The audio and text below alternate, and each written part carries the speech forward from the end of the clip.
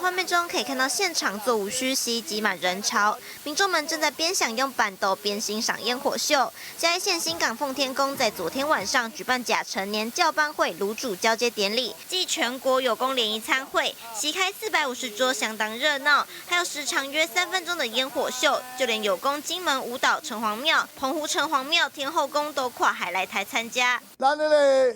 譬如金门、马祖拢招到，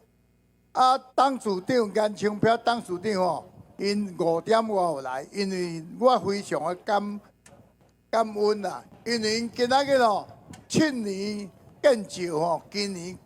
开放开醮，开醮本来是袂使往外跑，伊讲要先登记，所以吼，我特别甲感谢。不只有功参与，县长翁章良、立委陈冠廷、蔡意瑜、议长张明达等人都有到场。其中正蓝宫董事长严清标虽然没参加晚会，但也有参与活动。庙方表示，新旧炉主交接是奉天宫的传统文化，希望未来继续传承下去。